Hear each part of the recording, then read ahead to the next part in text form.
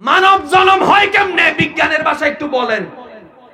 ডাক্তারে বলবে 23 জোড়া 46 ক্রোমোজোম এক জায়গায় হলে 7টি স্টেপ পার হলে মানবের জন্ম হয়। আবার বলছি, একটু মনোযোগ দিয়ে শুনবেন। 23 জোড়া, কয় জোড়া? আমার ভাই বলছে, ওনার সাপোর্টটা আমার বলা লাগছে। 23 জোড়া ক্রোমোজোম, 23 জোড়া ক্রোমোজোম। সব অঙ্কগুলো খেয়াল রাখবেন। 23 জোড়া, কয় জোড়া? ভাই একটু জোরে বলেন, কয় জোড়া? 23 জোড়া ক্রোমোজোমের সমন্বয় হলে 7 স্টেপ পার হলে তারপর মানবের জন্ম হয়। কিভাবে? আপনি আমি মায়ের পেটে প্রথমে হাড্ডিওয়ালা ছিলাম না, ফানি ছিলাম। ফানি থেকে হয়েছে আপনি আমি রক্তপিণ্ড, রক্তপিণ্ড থেকে আপনি আমি হয়েছি গোস্তপিণ্ড। এটা আমাদের কথা নয়, তাদের কথা। কয় স্টেপ? জোরে বলেন না, কয় স্টেপ? 7 রকমের চিত্র ধরন পাল্টাইয়া তারপর আমি আমি হয়েছি, আপনি আপনি হয়েছেন। ঠিক আছে? এবার আমি আপনাদেরকে একটু নীরবতা থাকতে বলবো, আমি আমার বাপজানকে একটু সহযোগিতা করতে বলবো। ওই ফুরা সূরার মধ্যে জের কয়টা? একটা। কোন শব্দে জের? ইয়ালিত। ঠিক আছে না? এই ইয়ালিত। এবার ইয়ালিত থেকে আপনি পিছনে চলে যান, কয়টা শব্দ আছে দেখেন। কুল, গনেন, আপনারা গনেন। হুয়া, আল্লাহু, আহাদ, আল্লাহু as-সামাদ, লাম। ইয়ালিদের আগে কুল থেকে লাম পর্যন্ত মোট 7টা শব্দ।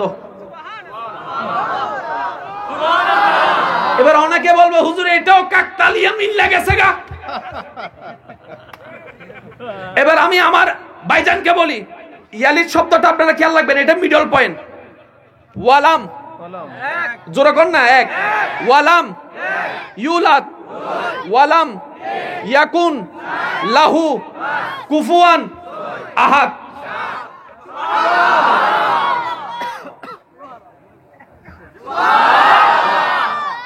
ইয়ালিদকে জের দিয়ে আল্লাহ ডিভাইড করেছেন। আগেও 7, পরেও 7। মূল বিষয় হচ্ছে জন্ম। রব বলে যে তোদের জন্মের জন্য 7টা স্টেপের দরকার। আমি খালিক, আমি মালিক, এগুলো আমার দরকার না। তাকবীর, রিসালাত, দরবারে বারিয়া শরীফ। উচ্চ আওয়াজে বলেন না একবার সুবহানাল্লাহ।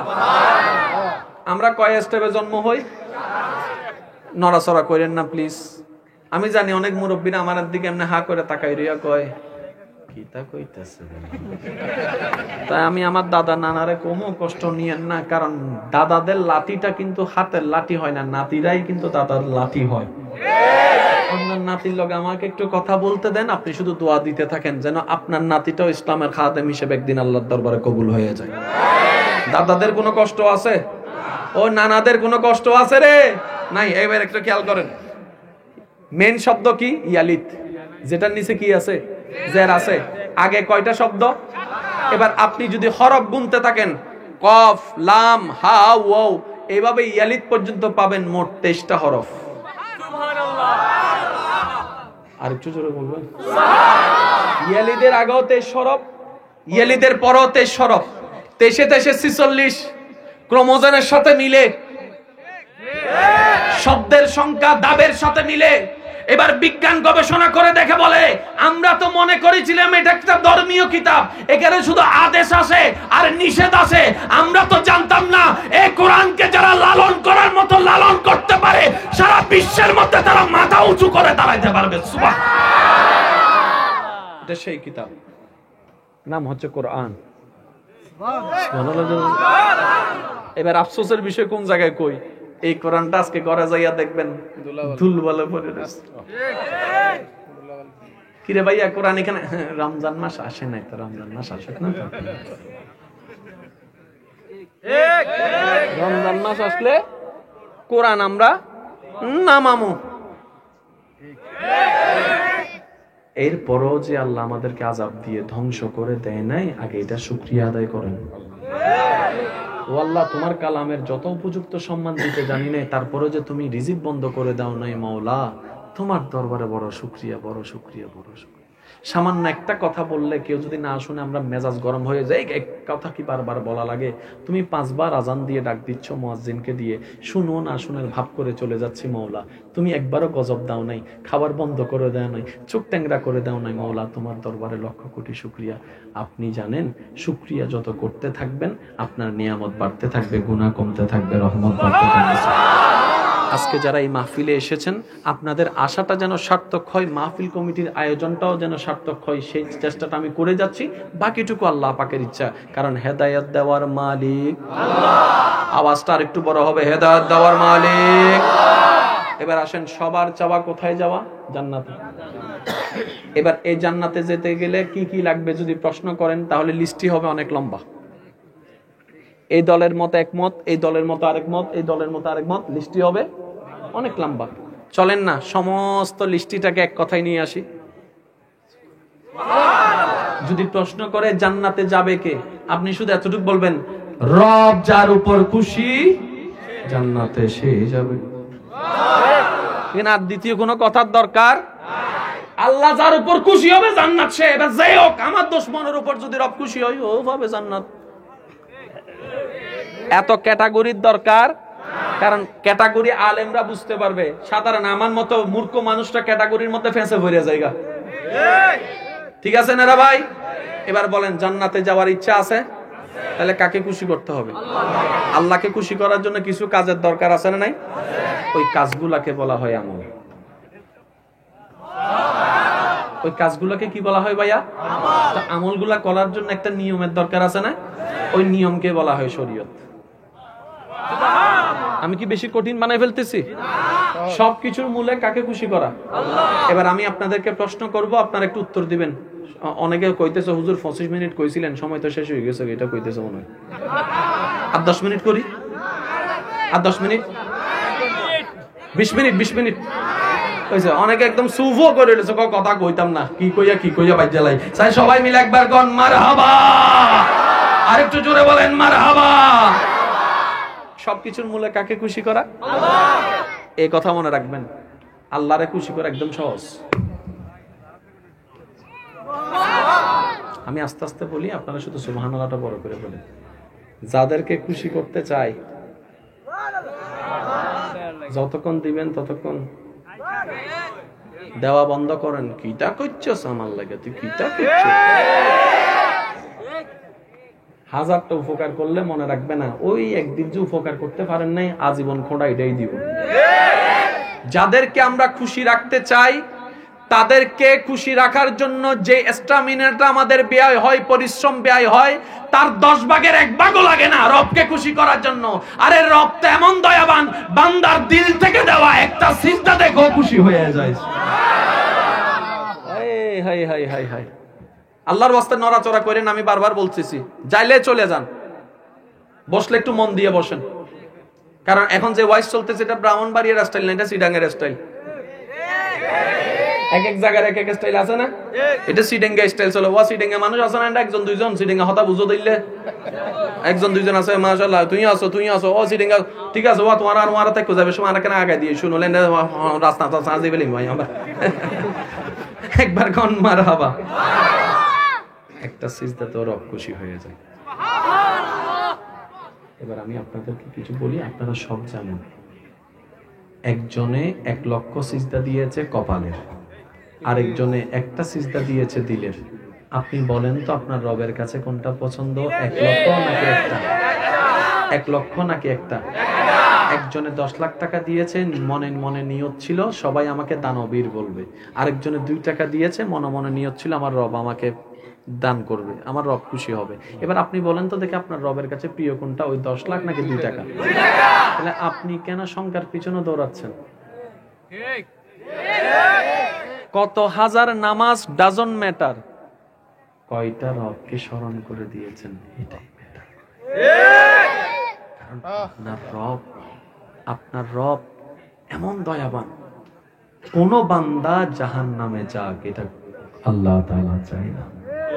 আল্লাহ চাই রে ভাই প্রত্যেকটি বান্দা জান্নাতের নিয়ামত অর্জন করুক। সুবহানাল্লাহ। আমি কেমনে বুঝাই আপনাদেরকে, এই যে কবর হাসরের আলোচনায় আপনারা শুনতে পান,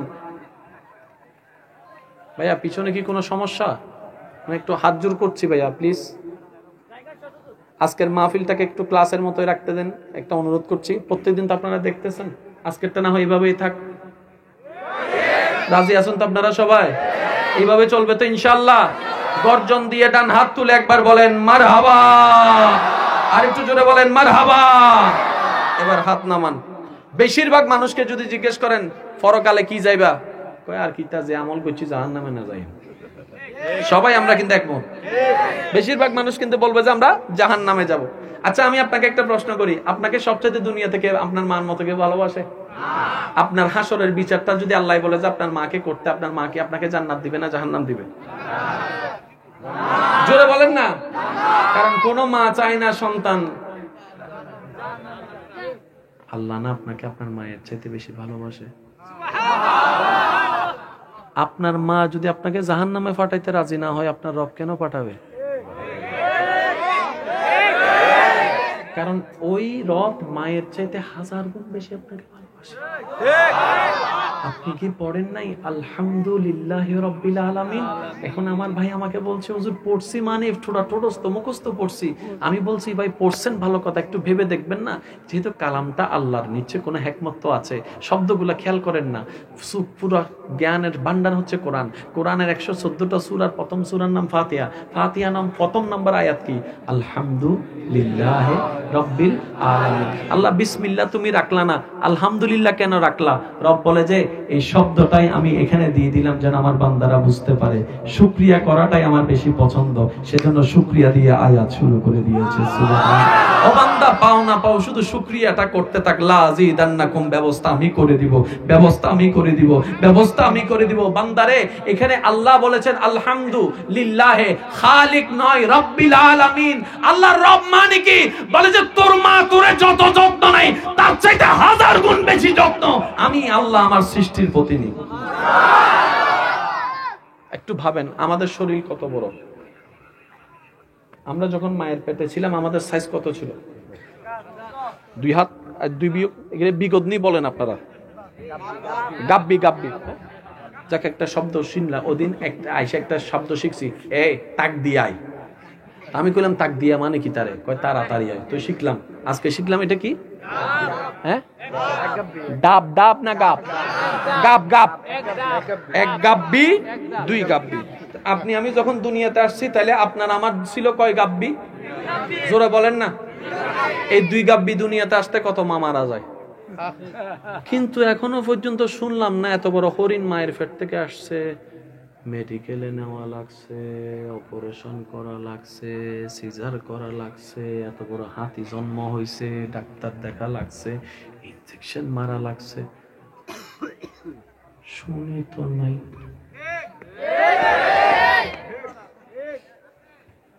একটা বাচ্চা দুনিয়াতে আসতে কত প্রসেসিং, কত মা মারা যায়। কিন্তু এখনো পর্যন্ত হরিণকে জন্ম দিতে গিয়ে হরিণের মা মারা যায় নাই। জিরাফ জন্ম দিতে গিয়ে জিরাফের মা মারা যায় নাই। কোন ডাক্তারের দরকার হয় নাই। এবার তাদেরকে জিজ্ঞেস করলাম আমারটাও মা তোরটাও মা, কিরে তোর মার এই অবস্থা কেন? বলে যে আমরা সর্বাবস্থায় তাওয়াক্কুলটা রবের উপরেই করি, যিনি খালিক, যিনি মালিক, যিনি রব্বুল আলামিন। তাকবীর, আল্লাহু আকবার। রিসালাত, উচ্চ আওয়াজ একবার বলেন সুবহানাল্লাহ। এই তাওয়াক্কুলটাই আমরা মার খেয়ে যাইতেছি। জোরে বলেন না রে ভাই। আপনি জীবনে শুধু কয়েকটা জায়গায় একটু ক্লিয়ার করেন, তাওয়াক্কুলটা ফিট করেন জীবনে। আমার কিচ্ছু নাই, আমার আল্লাহ আছে। মুখ থেকে বলেন, কারণ প্রথমে মন থেকে আসবে না। মুখ থেকে বলতে বলতে বলতে বলতে একদিন আপনি শুধু এই কথাই আসেন আমার আল্লাহ আছে।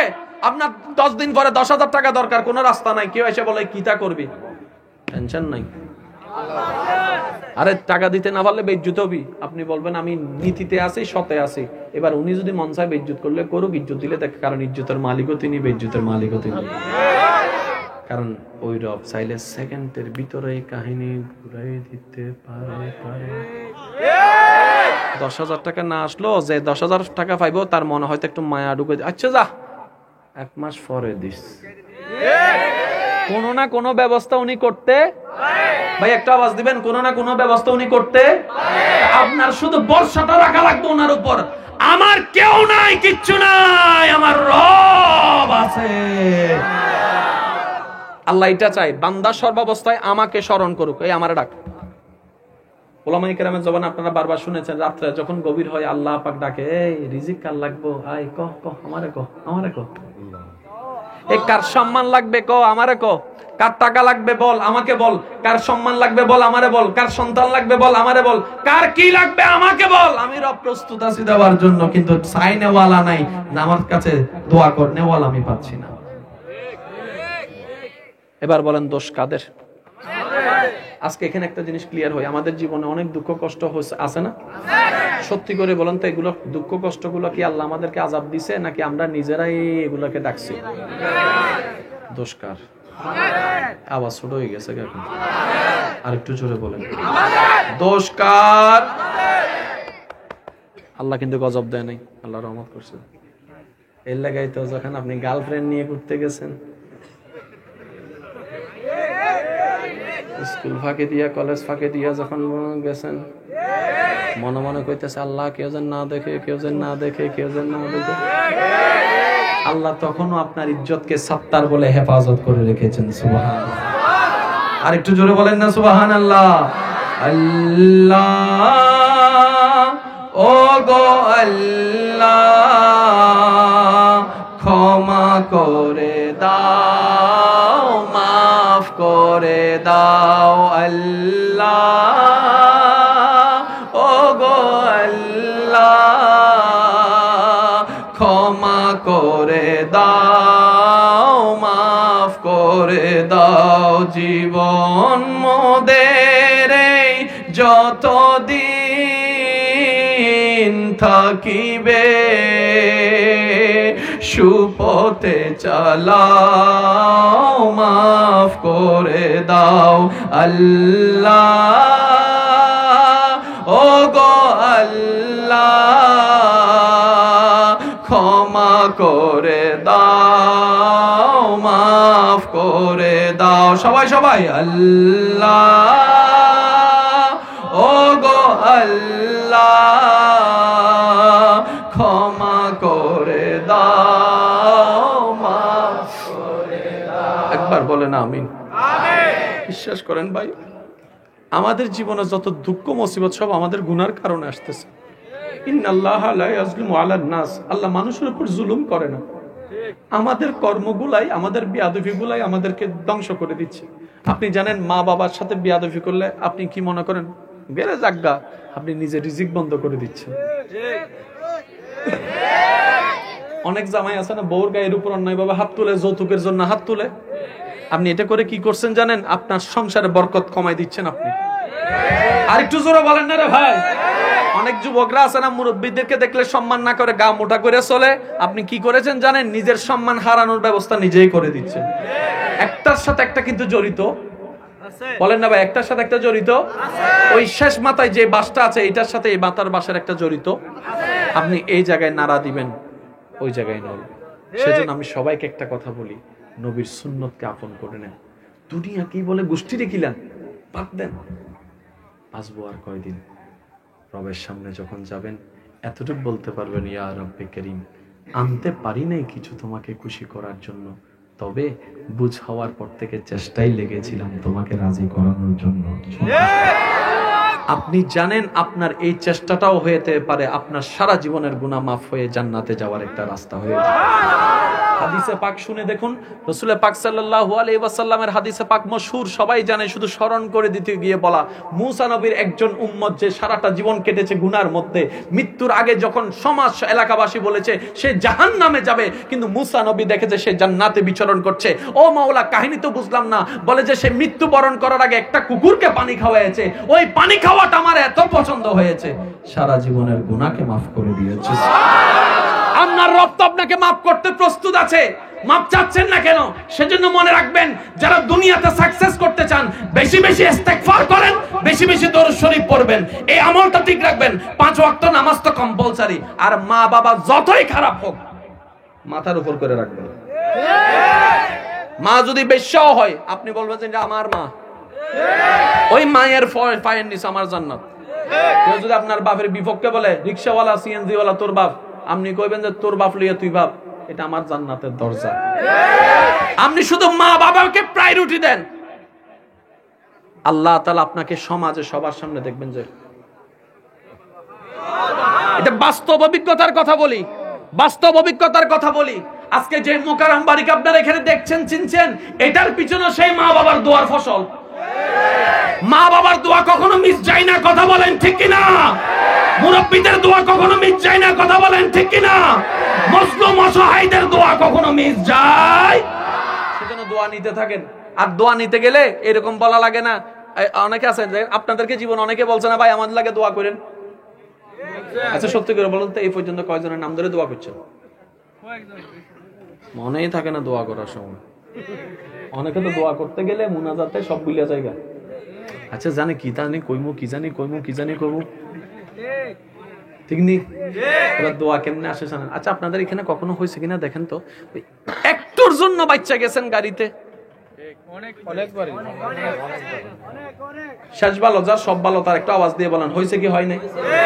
এটা কাহিনী কি জানেননি? এগুলো সব আল্লাহর কুদরত। কিন্তু আপনার তকদিরে লেখা ছিল আপনি অ্যাক্সিডেন্ট কইরা এই শ্যামবাড়ির বাজারের মধ্যে মোটরসাইকেলের ধাক্কা লাগে আপনার কোমরটা ভাঙিয়া যাইতো, শেষ পর্যন্ত ঢাকা মেডিকেলে আপনাকে জবাব দিয়ে দিত, ইন্ডিয়া লাওয়া যাইতো, 40 লাখ টাকা খরচ হইরা 6 মাস পরে আপনি মোটামুটি ঘরে আসতেন। ওইটারে আল্লাহ বাঁচাই দিছে একটু করে। কেন শুনেন, 2-3 মাস আগে কোন একজন অভাবী আপনার কাছে আসছে, আপনার হঠাৎ করে মন গামছে, তারা আপনি 20 টাকা দিয়ে দিয়েছেন 50 টাকা থেকে, যে সত্যিই অভাবী ছিল। কারণ সব ভিক্ষুক পাটপার হয় না, কিছু ভিক্ষুক তো সত্যিকার অভাবী হয়। কিন্তু আপনার ভাগ্যে পড়ছে কি সত্যিকারেরটা। এবার সে ছিল, ভাই একটু খেয়াল করবেন, কোলে ছিল বাচ্চা, মা আপনাকে চাইছে, মা বাপরে আমাকে 20 টাকা 10 টাকা দাও না আমার বাচ্চাকে খাওয়ানোর জন্য। এবার আপনি যখন 20 টাকা দিয়েছেন, সে মা দেখতেছে 100 জনের কাছে চাইয়া পাইলাম না বাচ্চাকে খাওয়ানোর জন্য, উনি আমাকে দিছে। এবার 20 টাকা কি ওনার কাছে 20 টাকা না 20 কোটি? মার মন কি খুশি হয়েছে কি হয় নাই? এদিকে ওই মার মন খুশি, এই খুশিটা ডাইরেক্ট চলে গেছে রবের। রব বলে যে তার ডায়েরি বাইর কর। আমি হাদিস মিলাচ্ছি, আপনারা একটু খেয়াল করে একটু জোরে জোরে বলতে হবে সুবহানাল্লাহ। তার তকদিরের খাতা বাইর কর। আল্লাহ কেন কয় তার তকদিরে বিপদ কি আছে দেখ। আল্লাহ সে 2023 সালের ফেব্রুয়ারি মাসের 18 তারিখ রাতের 8টায় মোটরসাইকেল অ্যাক্সিডেন্ট করে এমন এমন কবে। আল্লাহ কয় এটা কাট। আরে জোরে জোরে। আল্লাহ কেন কয় কেন জিজ্ঞেস করিস না, কাট। ওই কাটটারে আল্লাহ কি করছে জানেন? এই একটু লাগা আপনারা বাঁচাই দিছে, একটুর লগে আবার বাঁচাই নি রে ভাই, একটুর লগে বাঁচে, একটুর লগে বাঁচাই দিছে।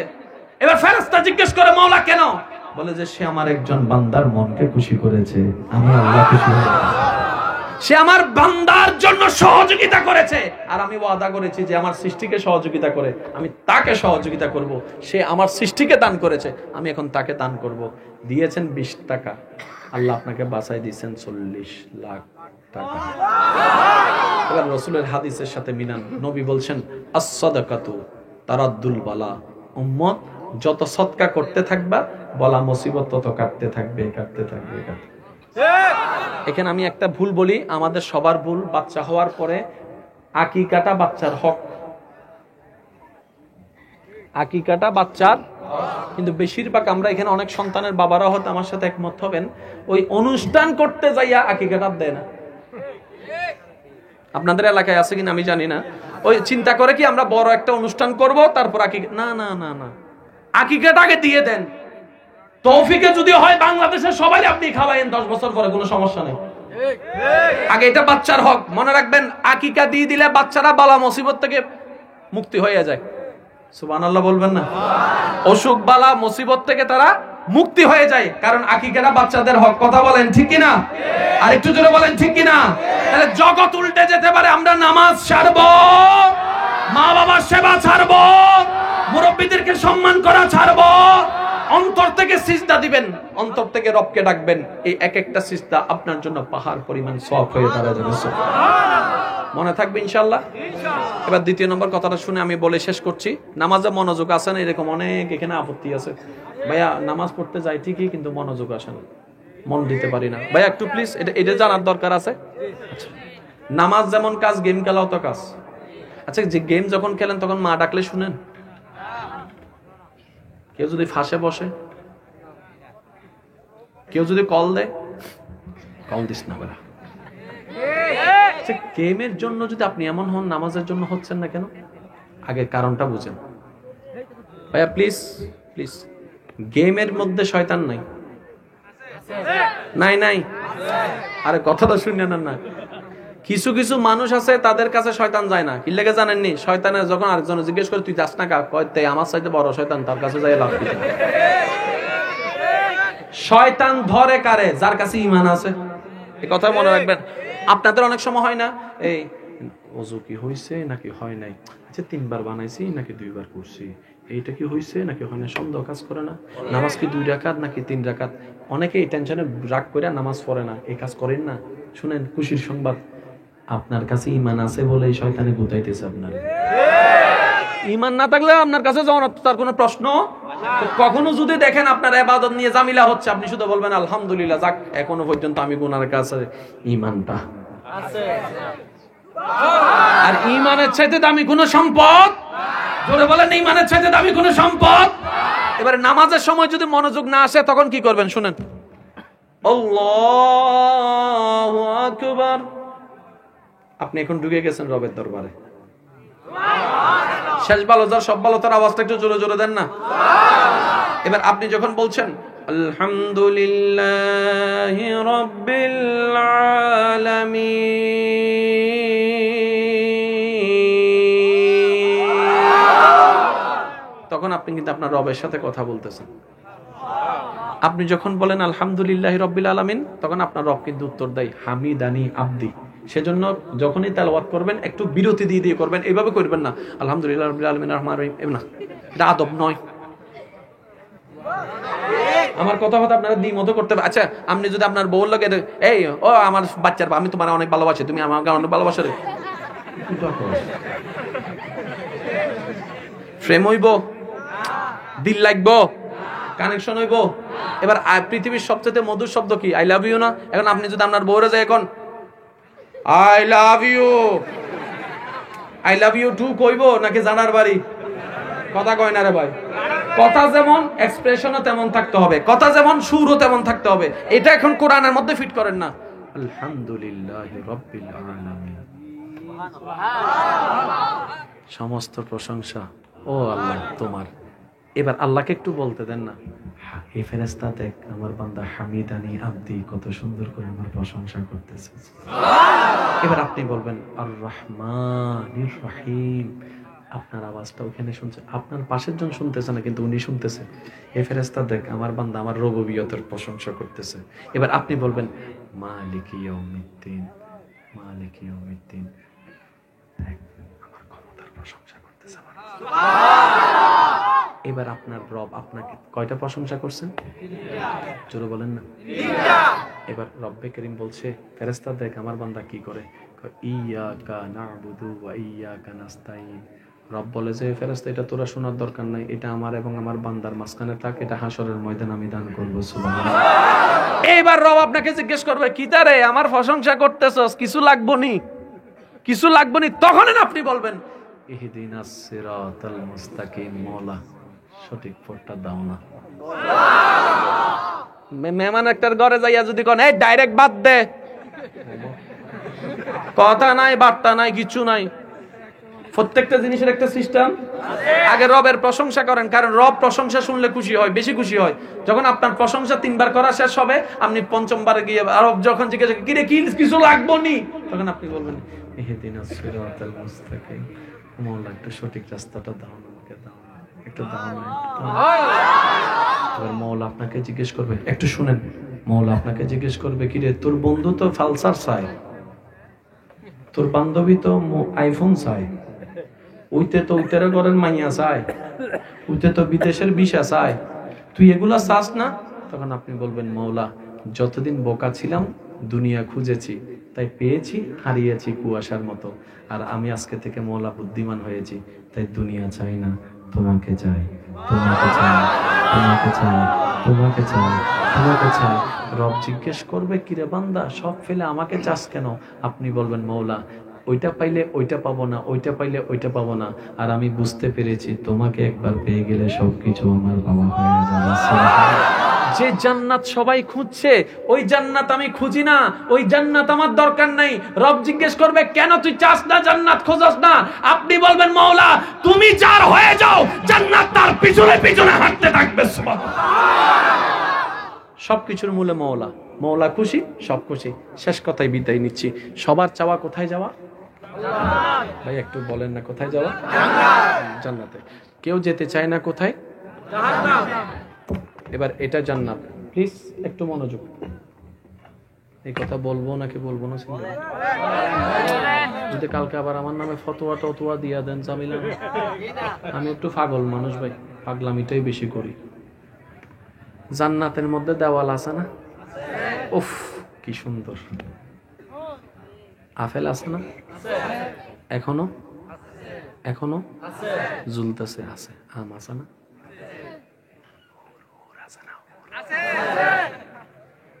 একটু কল্পনা করে দেখেন তো হুরগুলো এখন কি অবস্থায় বসে রয়েছে।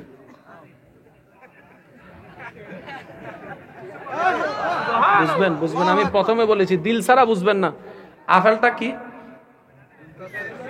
কি আপেল? জান্নাতে থেকে তোর মন খারাপ কা? কয় আমারে খানে ওয়ালাই তো নাই। সুবহানাল্লাহ জোরে বলেন না। হুর তুমি এত সুন্দর, মন খারাপ কা? কয় দেখনে ওয়ালা তো নাই। তার মানে যে জান্নাতের পাগল হয়ে আছেন আপনি, শুনেন আর শুনেন শুনেন, আপনি যে জান্নাতের পাগল হয়ে আছেন আল্লাহর বান্দা নবীর উম্মত, ওই জান্নাত আপনার অপেক্ষায় আছে। যে আপনি কেন জান্নাতের অপেক্ষায় থাকবেন ভাই? আপনি গেলে না জান্নাত সতেজ হইব, ওই আইছে রে। আপনি গেলেন, আপনি যখন আপেল ধরবেন তখন আপেল কইব যাক এতদিনের জন্ম সার্থক হইছে, খানেওয়ালা আসছে। আপনি বসে আছেন আপেলের জন্য, আপেল আপনার জন্য বসে আছে। যে এই কথাটা বলে আমি শেষ করছি। আল্লাহ তাআলার সৃষ্টিতে সব সৃষ্টি আছে। মাটি আছে না ভাইয়া বলেন? পাহাড় আছে না? আসমান আছে না? ফেরেশতা আছে না? মানুষ আছে না? আচ্ছা মানুষের যোগ্যতা থাক না থাক, সৃষ্টিকর্তা সবকিছু বানানোর পরে সৃষ্টির এক নম্বর বানাইছে কারে? ফেরেশতারে না মানুষের? জোরে বলেন ভাইয়া। তাহলে আমাদের রোল নাম্বার ফেরেশতার রোল নাম্বার, জান্নাতের রোল নাম্বার। আপনি জীবনে কোনোদিন দেখছেন কোন ছাত্রকে আল্লাহর কাছে দোয়া করতে, আল্লাহ আমাকে এই রোল নাম্বার 1 কে কখনো দোয়া করতে দেখছেন? আল্লাহ আমাকে 3 নম্বর দাও, 3 নম্বর দাও, 3 নম্বর দাও দোয়া করতে দেখছেন? আপনি করেন কেন?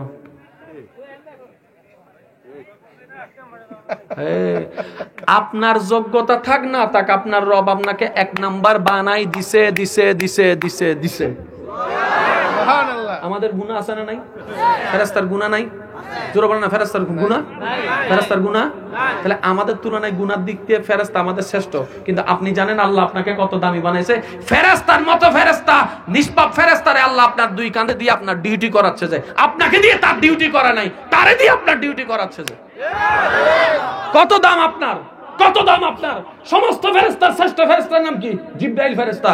মেরাজের দিন আল্লাহ রাসূলের দরবারে কি আরজ করলে, ইয়া রাসূলুল্লাহ আল্লাহর দরবারে একটু ফরিয়াদ করবেন, আমাকে যতগুলো পাকনা দেওয়া হয়েছে এই পাকনাগুলো তেমন ব্যবহার করতে পারি নাই, আল্লাহ থেকে একটু অনুমতি নেবেন। আপনার গুনাহগার উম্মতরা যখন পুলসিরাত পার হয়ে, পুলসিরাতের ওই পারে জান্নাত, পুলসিরাত পার হয়ে যখন জান্নাতে যাবে আল্লাহ থেকে একটু অনুমতি এনে দেন, আমি জিবরাইল ফেরেশতাদের সর্দার আমার সমস্ত পাকনা বিছাই দিতে চাই, আপনার উম্মতরা আল্লাহর বান্দারা যেন আমার পাকনার উপর হেঁটে হেঁটে জান্নাতে যেতে পারে। আল্লাহ আপনাকে ওই লেভেলে পৌঁছাই দিছে। ওই নিজের গুরুত্ব না বুঝার কারণে সুদের পিছনে, ঘুষের পিছনে, মা বাবার লাগে বেয়াদফি আর গাছতলার পিছনে যাই গাঁজা খাইতেছে নিজের দাম বাড়া বুঝার। আরে মি আপনি যেখানে পা রাখবেন সেটাই জান্নাত হয়ে যাবে যদি রব চায়। আপনি না সফল মখলুকাত, সৃষ্টির শ্রেষ্ঠকে। মানুষের রোল নম্বর, ফেরেশতার রোল নম্বর, জান্নাতের রোল নম্বর। এবার বলেন 1-এর কি 3 চাওয়া দরকার নাকি 3-এর 1 চাওয়া দরকার? নিজেকে এমন ভাবে তৈরি করেন যেন জান্নাতে আল্লাহকে বলে ও মাওলা ওই মানুষটাকে একটু আমাকে দাও না।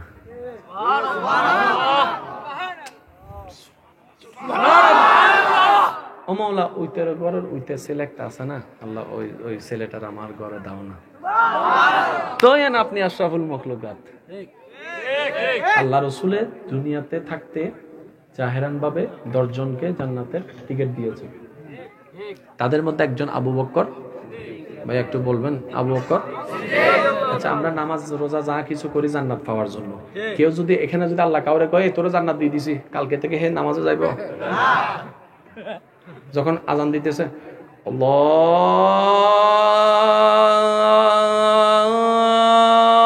আকবার, আল্লাহু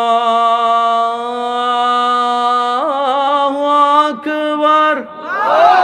কারো যদি কয় মসজিদে যাইতো, সে কইব আমার হিসাব ফাঁস হয়ে গেছে, তোরা যা। ঠিক। এবার দেখেন জান্নাতের সার্টিফিকেট রাত্রে পেয়ে গেছে আল্লাহর নির্দেশে, নবীর দয়ায়। আবু বকর সিদ্দিক ফজরের নামাজের সময় মসজিদে প্রথম কাতারে। মদিনাবাসী জিজ্ঞেস করতেছে, আমরা তো নামাজ পড়ি জান্নাত পাওয়ার লাগে, আপনি তো জান্নাতের সার্টিফিকেট পেয়ে গেছেন, নামাজ পড়ছে আইছেন কিন্তু? সিদ্দিক আকবর কয়, আমি জান্নাত পাওয়ার জন্য নামাজ পড়ি না, মাওলারে খুশি করার জন্য নামাজ পড়ি। আর আপনি আমি সেই নামাজরে কি নিয়েছেন যেন পরীক্ষা আসলে নামাজের সংখ্যা ককটেল বোমা কিন্তু পকেটে আছে, বললাম কিন্তু মাইরে দেব। পরীক্ষা আসলে নামাজের সংখ্যা রেজাল্টের আগে তাহাজ্জুদ ওয়ালা কি রে, তাহাজ্জুদ ফরজ কিলা কালকে রেজাল্ট দিব কথা বলছেন দোয়া কোন দোয়া। আচ্ছা এবার সত্যি করে বলেন, নামাজ কার জন্য? আল্লাহর জন্য। এবার আমি নামাজটা পড়লাম কিসে? আসলে কি আল্লাহর জন্য পড়ছি নাকি পরীক্ষা পাশের জন্য?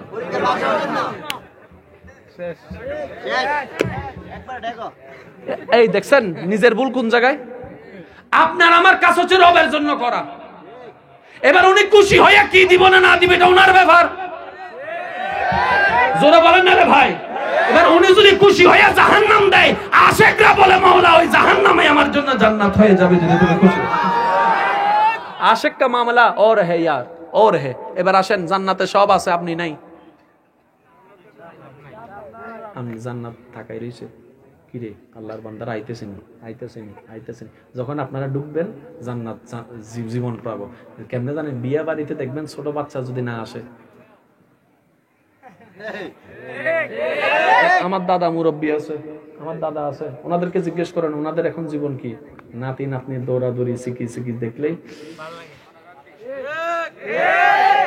ছোট বাচ্চা যদি দৌড়ায়, মা যদি বকে এই দৌড়াইস না, দাদা ইসা কই আমার বাড়িতে দৌড়ায়, তোর কিটা সব করে বইয়া থাক, আমার নাতির যা মন চায় তা করবো। বাচ্চারা দৌড়াইলে যেরকম ঘর আলোকিত হয়, জান্নাতে আপনি দৌড়াইলে এরকম জান্নাত আলোকিত হবে। সুবহানাল্লাহ। এবার আপনি ভাইবা দেখেন না, জান্নাত খোঁজা দরকার নাকি জান্নাতের মালিক মাওলারে খোঁজা দরকার, এটা আপনার ব্যক্তিগত ব্যাপার, আমি কিছু বলতে যাব না। শেষ কথাই বলে আমি বিদায় নিচ্ছি। এটা জান্নাত যেটা আমি যেতে চাচ্ছি, সব আছে। হুর গিলমা, সৌন্দর্য, ফল ফলাদি, নহর, তারপর মিষ্টি পানি, মধু পানি, ফুল বাগান, শান্তির সব জায়গা আছে, কিচ্ছু বাকি নেই।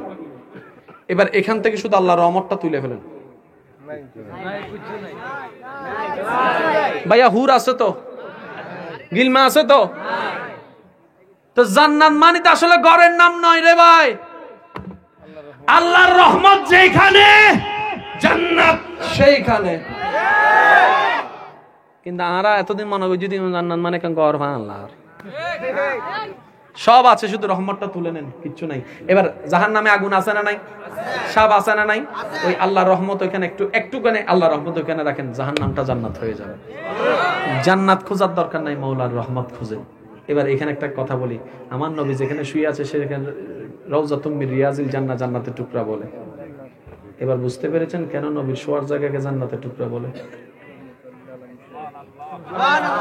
আল্লাহর রহমত যেখানে, জান্নাত সেখানে। আর নবীকে আল্লাহ বানিয়েছেন রহমতের ভান্ডার, সেজন্য নবী যেখানে শুয়ে আছেন এটাই জান্নাতের টুকরা। বলেন না সুবহানাল্লাহ। আল্লাহ আমাদের সকলের হাজিরি কবুল আর মঞ্জুর করুক, আমিন। তাই দেখি যার যত শক্তি আছে একবার বলেন সুবহানাল্লাহ। এবার 10টা গ্রুপ 10টা সাবজেক্টের জ্ঞান নিয়ে যখন আসলো, মুসলমানদের পক্ষ থেকে 8 বছরের ছোট্ট একটা বাচ্চা একটা কিতাব নিয়ে তাদের সামনে যায়, তারা তাকে প্রশ্ন করে, আরে তুই একটা ছোট্ট বাচ্চাও আসলি, আবার এতগুলা বইয়ের ভিতর আমাদের সামনে তুই একটা বই নিয়ে আসলি, আরে চ্যালেঞ্জে তুই টিকবি কেমনে? তখন মুসলমানের ছেলে বলে, আরে তোমাদের আর্টসের ভিতর কমার্স নাই, কিন্তু আল্লাহ আমাদেরকে এমন একটি কিতাব দিয়েছেন রে ভাই, সমস্ত জ্ঞান এখানে আছে, যা অতীতে ছিল তাও আছে, যা এখনো আসে নাই সেটাও এই কোরআনে আছে। আর একটু জোরে বলতে হবে। আমি বারবার বলছি, মুরব্বীরা শুধু দোয়া দিতে থাকেন, বাকি কাজটা যুবকরা করে ফেলতে পারবে। যুবকরা রাজি আছেন তো ইনশাআল্লাহ? যুবকরা একটু আওয়াজ দিয়ে বলেন, পৃথিবী সূর্য এক নাকি আলাদা? সূর্য চন্দ্র আলাদা, সূর্য চন্দ্র চন্দ্র মঙ্গল গ্রহ, মঙ্গল গ্রহ বুধ গ্রহ, সবকিছু আলাদা আলাদা, কিন্তু একটা সময় সবকিছু আলাদা ছিল না। কি ছিল? পৃথিবী, সূর্য, চন্দ্র, বিভিন্ন গ্রহ। এখন এইভাবে, এক সময় ছিল সব এক ছিল, ঠিক না? বিজ্ঞান গবেষণা করে দেখে কোন একটা সময় বিকট আকারের একটা আওয়াজ হয়, ওই আওয়াজে সবকিছু আলাদা হয়ে যায়। ওই আলাদা হওয়া একটা সূর্য হয়ে গেল, ওই আলাদা হওয়া একটা চন্দ্র হয়ে গেল, ওই আলাদা হওয়া একটা সূর্য হয়ে গেল, ওই আলাদা হওয়া একটা মঙ্গল গ্রহ হয়ে গেল। আলাদা আলাদা আলাদা আলাদা আলাদা। এই কথা আবিষ্কার করছে কি আমরা না তারা? সুরগণ না? কয় বছর আগে? 50 বছর, 100 বছর, 150 বছর, 200 বছর। এই গবেষণাকে বিজ্ঞানীরা নাম দিছে বিগ ব্যাং। একটু বলেন তো বিগ ব্যাং। এই আমার ভাই বলতেছে, আপনাদের এলাকার সন্তানের বলতেছে বিগ ব্যাং থিওরি। কয় বছর আগে? বেশি থেকে বেশি 200 বছর। আর জান না 500 বছর দিলাম। কয় বছর আগে? 500 বছর আগে কিছু দুনিয়ার মানুষ গবেষণা করে দেখে সব এক ছিল, ওই বিগ ব্যাং এর কারণে আলাদা হয়ে যায়। এই তত্ত্ব আবিষ্কার করার পরে সারা বিশ্বে তাদের মাথা উঁচু হয়ে যায়। তারা বলে এই নলেজ কারো কাছে ছিল না, যেটা আমরা দিয়েছি গবেষণা করে। কথা শুনি আপনার এলাকার ইমাম সাহেব মুস্কি মুস্কি হাসতে থাকে। সুবহানাল্লাহ। কি রে ইমাম সাহেব তুমি হাসো কেন? বলে যে তত্ত্ব নিয়ে তুমি অহংকার করছো, 1400 বছর আগে, 1500 বছর আগে আমাদের কোরআনে আল্লাহ একই তত্ত্ব সূরা আম্বিয়াতে দান করে দিয়েছেন। আরেকটু জোরে বলা যাবে সুবহানাল্লাহ? এবার কোরআন কি শুধু সওয়াবের কিতাব নাকি অন্য কিছু, সেটা আপনি ভাইবা দেখেন গা। এবার সত্যি করে বলেন, কোরআনকে আমরা খুলি কিন্তু দুই কারণে, হয়তো সওয়াব কামানোর জন্য, না হয় ওইতে কিতা কইছে এটার ভুল ধরার জন্য। বাস্তব যেটা এটা কইতেছি আমি। আচ্ছা, যাদের যাওয়ার আপনারা চলে যেতে পারেন, আমি 5 মিনিট সময় দিচ্ছি। যাবেন? আমি তো আপনাদের থেকে 3 ঘন্টা চাই নাই, মাত্র 25 মিনিট না চাইছি। পারতেন না ইনশাআল্লাহ? বাস বাস একবার কোন মারহাবা। আরেকটু জোরে বলেন মারহাবা। কিতাবটার নাম কি? খুলি কয় কারণে? হয়তো সওয়াব কামামো, গবেষণার জন্য কোরআন খুলতে আমরা। আল্লাহু আকবার। কোরআন যে কত বড় কিতাব। একজনে কইতেছে আপনারা কিন্তু কইছেন বিজ্ঞান নিয়ে শুরু করতে, আমি বিজ্ঞান নিয়ে শুরু করছি। তুই কোরআনে বিজ্ঞান আইলো কো? সুবহানাল্লাহ কয় না? আজকে একটা থিওরি মনে রাখবেন, বিজ্ঞানের বিজ্ঞানীদের মত এক এক সময় পরিবর্তনশীল। টেকনোলজি যত উন্নতি হবে তাদের মত পরিবর্তন হবে। এবার সারা বিশ্ব চলতেছে কাদের নিয়ন্ত্রণে? সায়েন্সের নাকি কমার্সের নাকি আর্টসের? জোরে বলেন না। এই লাইটের পিছনে জোরে বলতে হবে, ক্যামেরার পিছনে, মাইকের পিছনে, গড়ির পিছনে, কোটের পিছনে, চাদরের পিছনে।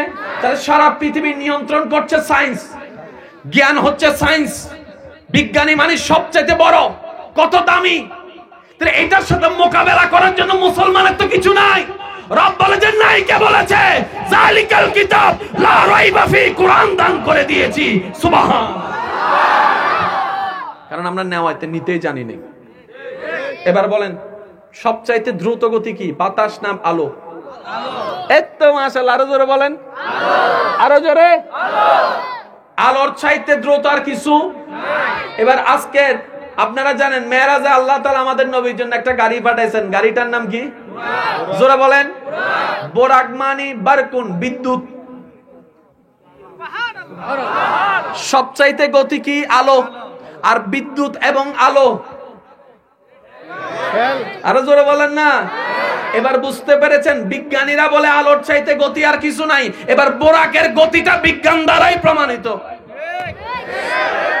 সুবহানাল্লাহ, একটু জোরে বলবেন। আপনাদের সাথে কথা বলতে আমার ভালো লাগছে বলে বলছি, সুতরাং আপনারা একটু রিপ্লাই দিবেন। আর একটু জোরে বলতে হবে সুবহানাল্লাহ। এবার আসছে আপনাদেরকে একটা মজার কথা বলি, এই কোরআনের মধ্যে মোট সূরা কয়টা? মাশাআল্লাহ, কয়টা? 114টা সূরার মধ্যে একটা সূরা আছে যেটা 3 বার তেলাওয়াত করলে 1 খতমের সওয়াব দেওয়া হয়। কোন সূরা? কোন সূরা? এটার সাথে কোরআনের সেটিং এর ভিতরে আপনার আমার কোনো হাত আছে? ভাই একটু বলেন না। আমার ঘরে কোরআন যেমন আপনার ঘরে একদম সেম। আমার ঘরে 114, আপনার ঘরে 114টা সূরা, ঠিক না?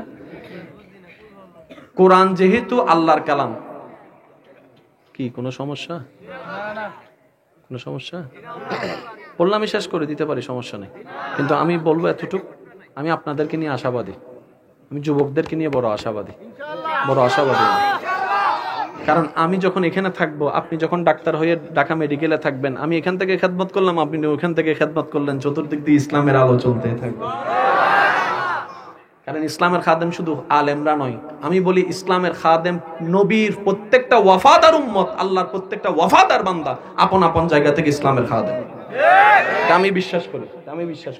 এবার আসেন, কোরআনুল করিম আল্লাহ নাযিল করেছেন যে কিতাব, সেই কিতাব নাম কোরআন। কোরআন এটার মধ্যে 114টা সূরা, 114টা সূরা যতগুলো আয়াত আছে সবগুলা কার কালাম? এবার আমি বলবো, সেটা আপনারা একটু খেয়াল করবেন, কোরআনের ভিতরে সূরা ফাতিহা আছে না নাই? বাকারা আছে না নাই? ইমরান আছে না নাই? নিসা আছে না নাই? মাইদা আছে না নাই? এক একটার এক একটা নাম। এইরকম একটা নাম হচ্ছে সূরা ইখলাস। এবার সূরা ইখলাস এটা কি একটু বুঝেন। সূরা ইখলাসের মধ্যে আল্লাহ মূল বিষয় তুলে দিয়েছিলেন নিজের জন্ম সম্পর্কে। আমি জন্ম নিই নাই, জন্ম দিই নাই, এটা সবাই মুখস্থ আছে মনে হয় না? এবার মজার জিনিসটা দেখেন, গাণিতিক একটা প্যাটার্ন আছে না, জ্ঞান। যুবকরা বলে না রে ভাই, সব উত্তর কি মুরব্বীরা দিব? একটু যুবকরা, গাণিতিক একটা প্যাটার্ন আছে না, গাণিতিক একটা খেলা আছে না, কোরআনে সেটাও আছে। অবাক লাগতেছে না শুনতে? কি রে, 1450 বছর আগের কোরআনে এই কম্পিউটার ছিল না, এগুলো আইলো কোনতে? আল্লাহ কয় কম্পিউটার আসছে পরে, তোরা জানছস, কিন্তু আমি তো আগের থেকে জানি, সেই জন্য কোরআনকে ওইভাবে সেটিং করে পাঠাইছি যেন সব জায়গায় ঠিক কে যায়। এই কোরআনে সূরা ইখলাস আছে না নাই? এবার সূরা ইখলাস কত নাম্বার সূরা?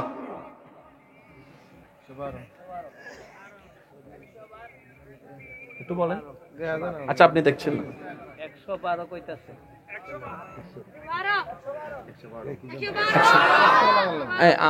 এখন দেখেন, আপনার এলাকার কৃতি সন্তানরাই বলতেছেন 112।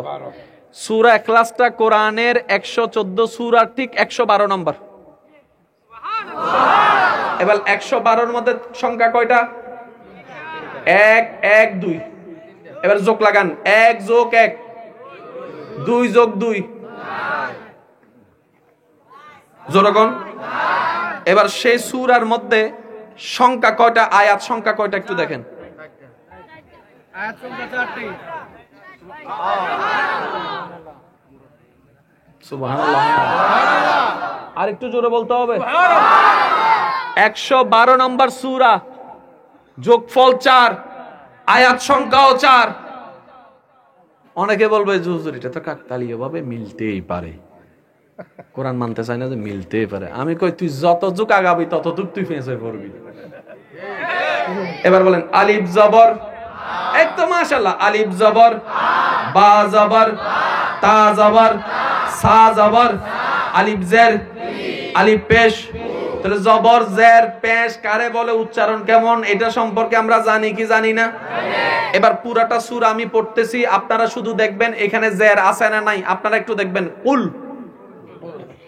মাদ্রাসার বাইরে একটা আওয়াজ দেন যেন ওনারা একটু আপনাকে সাপোর্ট দিতে পারে, আপনারাও আমাকে সাপোর্ট দিতে পারেন। কুল জের, আপনারা শুধু নাই সেটা বলবেন না, কুল জের, হুয়া, আল্লাহু, আহাদ, আল্লাহু, আস-সামাদ, লাম ইয়ালিদ, ইয়ালিদ, ইয়ালিদ, ইয়ালিদ, ইয়ালিদ, ওয়ালাম ইউলাদ, ওয়ালাম ইউ, ওয়ালাম ইয়াকুন লাহু কুফুয়ান আহাদ। পুরা সূরার মধ্যে জের আছে মাত্র একটা।